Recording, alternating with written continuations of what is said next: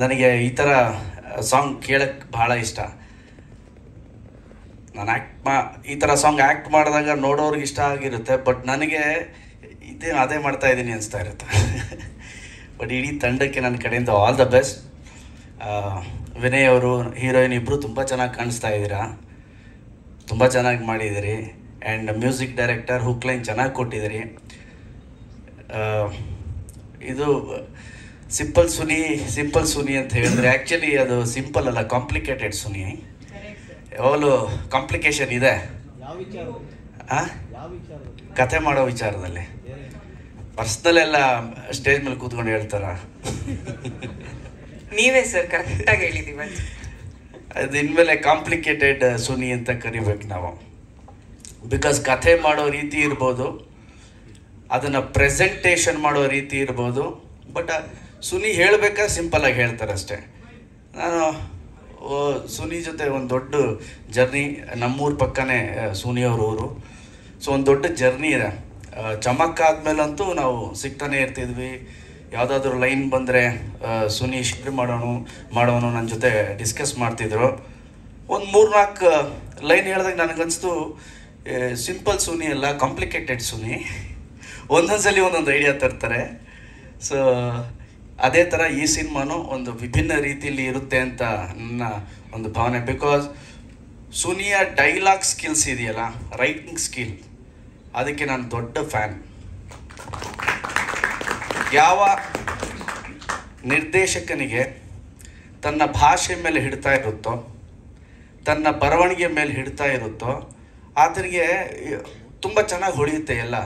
So ಆ ಥರದಲ್ಲಿ ನಮ್ಮ ಭಾಷೆ ಮೇಲೆ, ಅಕ್ಷರದ ಮೇಲೆ, ವ್ಯಾಕರಣದ ಮೇಲೆ ಒಂದು ಸ್ಪಷ್ಟತೆ ಇರುವಂತಹ ನಿರ್ದೇಶಕರಲ್ಲಿ ಒಬ್ಬರು ನಮ್ಮ complicated Suni.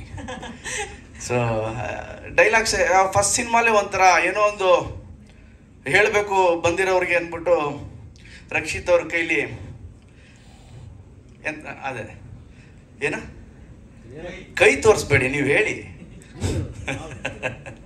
So first ಸಿನಿಮಾಲೇ okay, ಈ ಥರ ಯಾರೋ ಒಬ್ಬ ನಾಟಿ ಡೈರೆಕ್ಟರ್ ಬಂದಿದ್ದಾನೆ ಅಂತ ಹೇಳೋಕ್ಕೆ ಒಂದು ಟ್ರೈಲರ್ ಬಿಟ್ಟಿದ್ರು. ಅದು ಫುಲ್ ವೈರಲ್ ಆಗಿತ್ತು. ಸೊ ಆ ಥರದಲ್ಲಿ ವೈರಲ್ ವಿಷಯ ತುಂಬ ಇದೆ ಸುನಿ ಹತ್ರ. ಅವಾಗ ಬಿಡ್ತಾ ಇರಿ ಅಷ್ಟೇ. ಇನ್ಸ್ಟಾಗ್ರಾಮಲ್ಲಿ ಬಿಡ್ತಾ ಇರ್ತಾರೆ ಸರ್ ಅವಾಗ. ಇಲ್ಲ, ಇನ್ಮೇಲೆ ಸಿನಿಮಾಲ್ ಬಿಡಿ ಸುನಿ.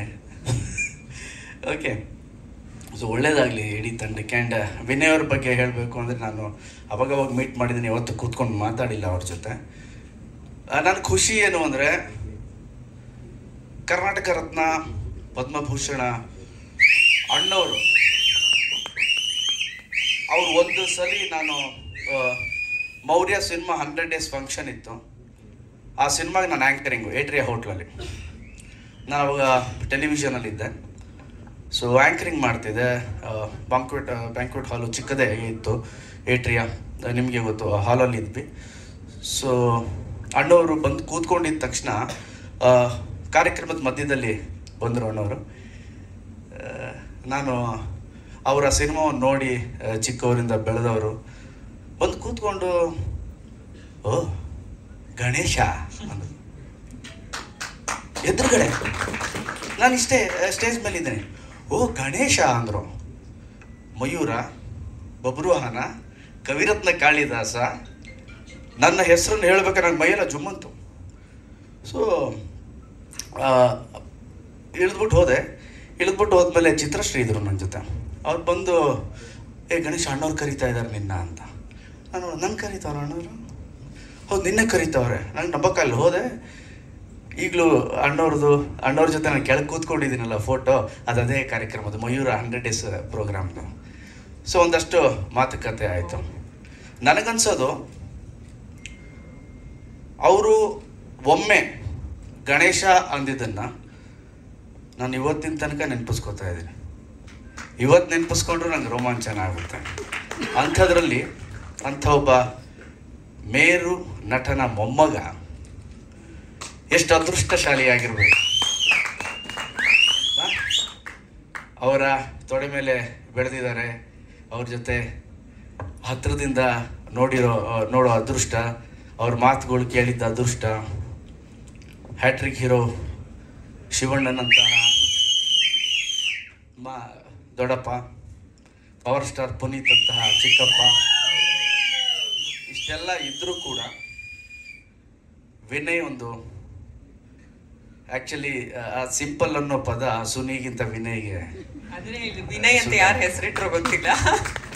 ಸೊ ವೆರಿ ಸಿಂಪಲ್, ಆರಾಮಾಗಿರ್ತಾರೆ, ಯಾವುದನ್ನು ತಲೆಯಲ್ಲಿ ಇಟ್ಕೊಂಡು ಓಡಾಡಲ್ಲ ಭಾರವಾಗಿ. ಸೊ ಒಳ್ಳೆಯದಾಗಲಿ ವಿನಯ್ ಅವರೇ, ನಿಮಗೆ ಈ ಸಿನಿಮಾ ದೊಡ್ಡ ಯಶಸ್ಸನ್ನು ಕೊಡಲಿ. ಈಗ ರೆಕಾರ್ಡ್ಸ್ ಅಂತ ಏನು ಹೇಳ್ತೀವಿ, ಆ ರೆಕಾರ್ಡ್ಸ್ನೆಲ್ಲ ಮೀರಿ ಈ ಸಿನಿಮಾ ಆಗಲಿ. ಆ್ಯಂಡ್ ಅದು ಒಳ್ಳೇದಾದರೆ ನಮ್ಗೆ ಒಳ್ಳೇದಾಗಲಿ. ಓಕೆ, ಈ ಸಿನಿಮಾವನ್ನು ದಯವಿಟ್ಟು ನೋಡಿ ಎಲ್ಲರೂ.